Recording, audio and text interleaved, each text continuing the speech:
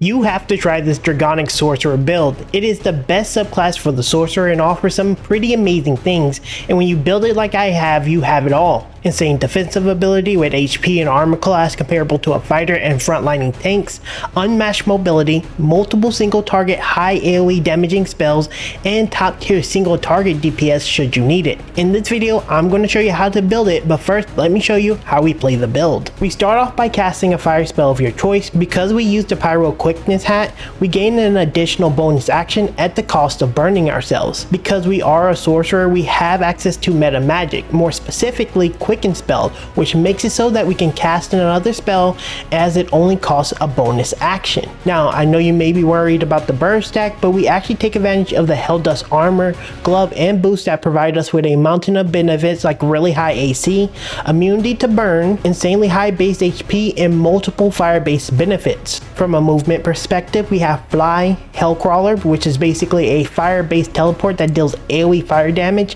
and Misty Step, making us not only insanely tanky, but also very hard to even hit, and honestly, this isn't even the half of it.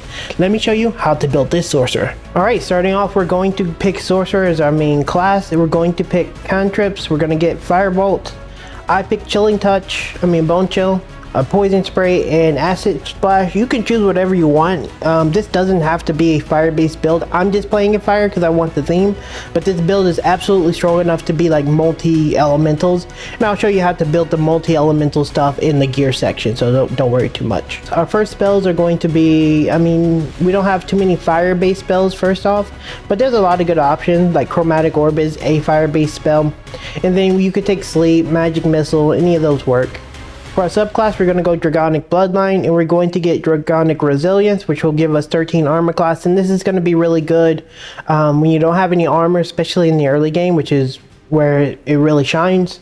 And you're going to get some more HP for each level you level in sorcery, which you're going to end up fairly tanky compared to like most mages, so it's really good subclass. Our dragon ancestry, we're going to get Red Dragon Fire, so I go Red Dragon Fire, and then you're going to get access to Burning Hands, which is really nice. In our bloodlines, that doesn't matter, that's just how you physically look. And then we're going to just keep the stats like this: 8, 13, 5, 12, 10, 17. So that's how we're going to keep it. For our level 2, we're going to pick up any spell that you see fit. Again, you can choose Magic Missile, or you're going to choose Sleep, whichever one works. Fog is pretty decent. Even like False Life is really good. Really great options. One thing to note about what you see here, I have these spells already chosen because Gale's a wizard and I started him as a wizard. So he's gonna have like the spells carry over, the ones that you learn for some reason.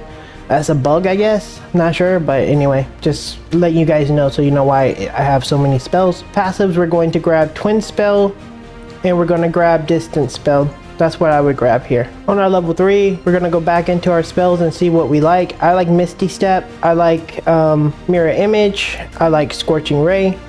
Since this is a fire-based build, we're going to commit to the Ray, but you know, change how you like. You have 2 choices depending on where you're at in this like build.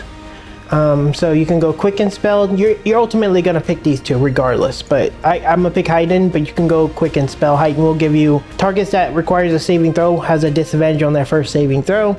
So it's going to make it so that a lot of the saves, that a lot of the targets that you fire at just don't get it. They're going to have a disadvantage. It's really good. Quicken Spell is going to use your bonus action to basically cast another spell, which is very synergy to our build. I'm going to pick Heighten because at this point, level 3 in the game, you probably won't get a lot of use out of Quicken, but we'll see. Overall, on our next cantrip, you can pick whatever you want here. I'm just grabbing, I don't know, Light because it's close to fire, I guess. For spells, again, Mirror Image is good.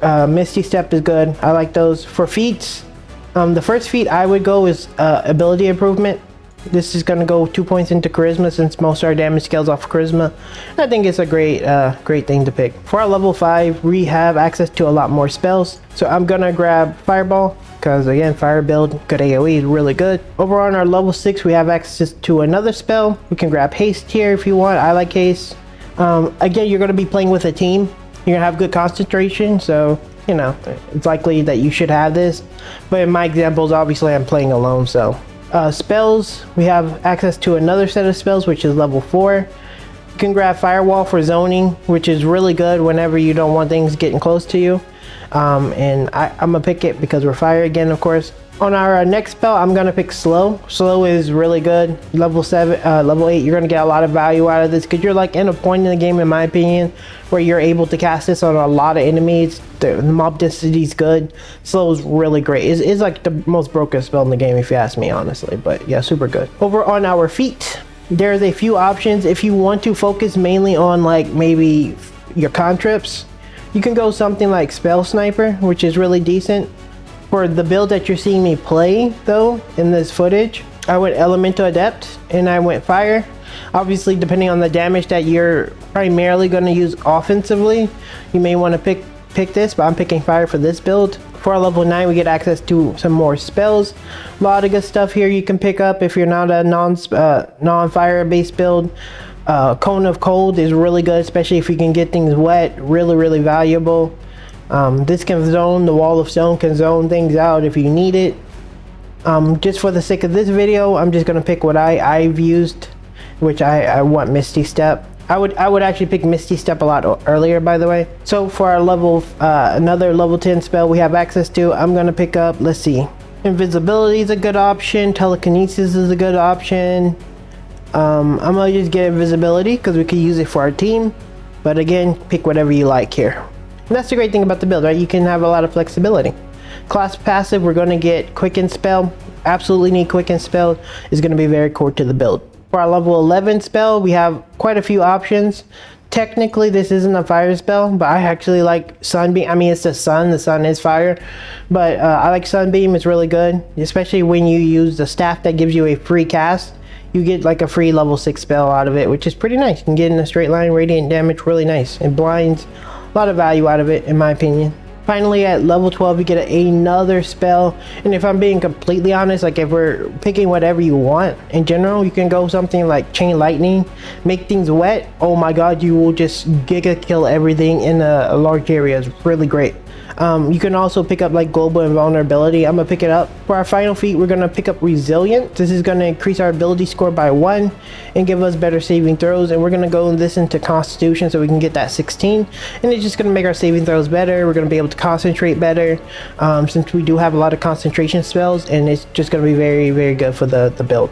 So again, one more time before we go into the gear section, gear is a little bit flexible. You don't necessarily have to use everything you see here in this video because this is more tuned towards the fire build that I'm playing, but I'm going to give you more options. And realistically, if you really want to like go beyond a theme, just pick all the spells that are just powerful and good, and then you can just play the build that way. It'll probably be better realistically, but again, we want to stick to fire for the fun of the video. So yeah, this is how we're building it. So starting off with our helm, we have the Pyro Quickness Hat. This one is a whenever you deal fire damage with a leveled spell, you burn yourself and gain an additional bonus action this round. Now, anytime you deal fire, this is a fire-based build, so you're going to do it a lot. The bonus action actually works really well with Quicken Spell because you'll get an additional bonus action, and then you can use your Quicken Spell to get another spell out of it. And that's why we can cast like 2 or 3 fireballs a turn sometimes. It's really nice.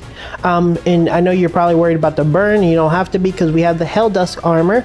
We're going to go back to the cloak, but the Helldusk armor makes you proficient with heavy armor. I know this gets rid of your Draconic bloodline, at least the benefit you get from it with the 13 armor class. But at this point technically in the game, you wanna have way more armor class, right? It makes you more valuable in fights and less likely to die.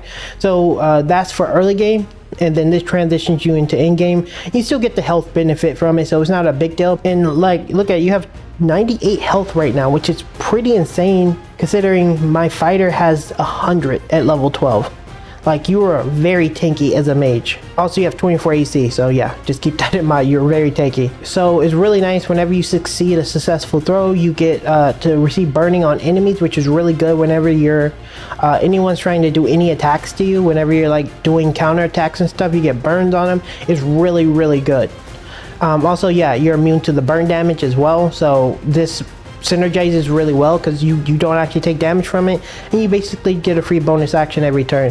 You will burn through your spells a lot, but I mean, in a realistic fight, you'll have teammates and you'll just kill everything anyway. Anyway, on our back we have the Cloak of the Weave. This gives you +1 bonus to spell saves and spell attack rolls. Also, you absorb elemental damage once per short rest and take half the damage from the next elemental attack that hits you and deal additional 1d6 of that elemental type on your next attack. That isn't particularly like useful to fire builds, but this is just elementally good, and just gives you more extra damage. It's really nice. For our gloves, we went with the Helldusk gloves.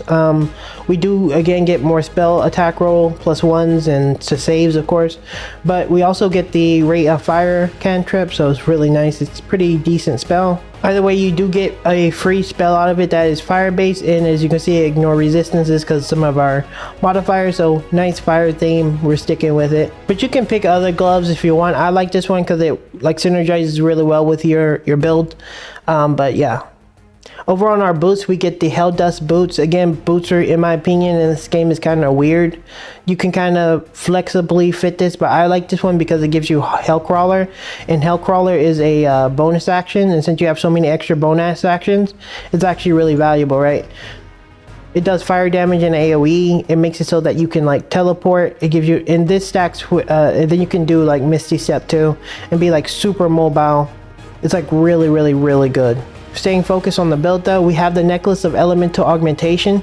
Whenever one of your cantrips deal acid, fire, lightning, cold, thunder, any of those damage, add your spellcasting modifier to the damage dealt, and that's why our cantrips do fairly good amount of damage, and that's why I suggested the cantrip feat, because you can get a lot of value out of your cantrips. They can actually do a lot of damage, especially when you pair it with twin spell. You can take multiple cantrips and throw them all out, which is really, really nice. For our rings, it's kind of the same thing we have in previous videos. Some of the rings are not very good. There's one that's called the Ring of Fire that could be here. I'll have it on the screen, but Ring of Fire, that could be of value. Not sure how much I care for it though. Overall, you just kind of have to build what's good for you. You can use like the Ring of Regeneration here, which could be pretty nice as well, which gives you some sustain in the event that you do get attack, which is really nice. But overall, this is going to be like built on what you want to do. Could go Regeneration in the Ring of Fire. It'll give you additional fire damage and you'll do more fire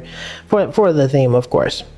Over to our weapons, we have the, I don't know how to say this staff, but the staff is really good. It gives you Arcane Battery, and basically it lets you cast one free spell, and this spell can be any of these. So I can just like activate Arcane Battery, activate, let's say, my level 6 Sunbeam that costs a spell slot, boom, got it for free, and I still can cast it again because I didn't use the slot, but I did use my little arcane thingy.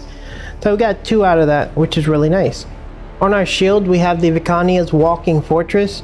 This is really good. Like if any melee attacker hits you and you have the Rebuke of the Mighty, you'll deal force damage to them, and then you'll succeed on a saving throw if it works, and then you'll burn them with your armor, which is kind of cool. It's really cool interaction, and it gives you like extra damage for being defensive or taking a hit. You also have Reflective Shell, and what this does, it just reflects any projectiles targeted at you back at the person for 2 turns for a bonus action, which is pretty insane. So like you're really protected by range, because range is probably the most dangerous thing in most cases, especially when you're with a team, because like they can frontline for you. But yeah, really, really good. It also gives you some warding bonds. You can put some extra armor on some allies. Not that important, but still good. Again, sticking with the theme, we have the Hellfire Hand Crossbow. This one will give you the other fire spell that we have, but I'm sure you guys know what this crossbow does. It just gives you another Scorching Ray shot. It's really cool, sticking with fire, but it's a really nice build overall. But that's pretty much it for the gear section. Now, I did say that I was going to give you some options for like alternative gear, so here's the options for the helmet. If you don't want to go with this fire-based build I'm doing, you can always go Hood of the Weave. Hood of the Weave gives you +2 to spell saves and attack rolls, so it's really, really synergy to pretty much any caster build. For our cloak, I would keep that cloak because I think it's really good. For the chest, you can go Robe of the Weave as well, and whenever you make saves, you'll get some healing and you get some extra bonus to saves as well. So spells are really hard to hit you. You don't really take that much spell damage, and then again you get like some extra bonuses. Really good. I generally would keep the Helldusk, but a good argument to be made is like these bracers, I don't know how to say that word, but this gives you telekinesis if you didn't like take it yourself, because telekinesis can be situationally good. Like you can really get a lot of benefit out of like throwing things and pick things up and stuff like that. So really good option. I think there's a pair of boots that makes it so whenever you're standing in fire, you get more fire damage or something. Never tried them myself, but could be an option. For a shield, you don't really necessarily need to use this legendary shield. There's plenty of good shields like this one. The trusted shield, it will give you protection from missiles, which is really good since you're like range.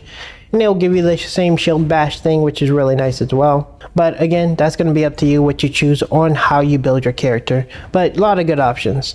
So I never actually got Gale to accept any of the Illithid Powers, so I'm going to just give you a handful that I would highly recommend if you're playing as a spellcaster or you have like Gale or whoever doing it. The first would be free cast. Spell slot charges and similar resources cost for your next attack or spell are removed and refreshes after a short or long rest. This is like really broken and you already have something that kind of does that, and with this you're just like insane.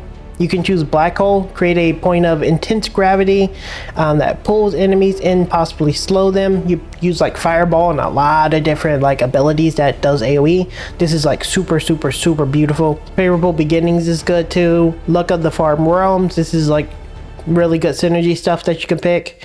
Ultimately, these are the ones I would pick, but there's quite a few that you can experiment with for the Illithid Powers. And there you have it, guys. That is my Draconic Sorcerer build. This is a very strong, powerful build. I mean, honestly, I can just scorch every bit of content with this, no pun intended, but it's very tanky, very defensive, very mobile. It just does everything I need it to do, and honestly, it's one of my favorite builds. Like most of my other builds, this has none of the like upgrades, so you don't have the mirror or any of that stuff. You have no potions, no real buffs outside of what the character can do. And as you can see even in the footage, like you absolutely destroy even solo. So imagine with a full team and you're like buffed up and doing and building your character correctly, you're going to be crazy strong. Now if you're not necessarily interested in playing as a mage, I do have a monk build on screen that could be a little bit more towards your taste. If you like multi-attacking and stuff like that, this is a amazing build for you. So yeah, check it out on screen. And yeah, thanks for watching.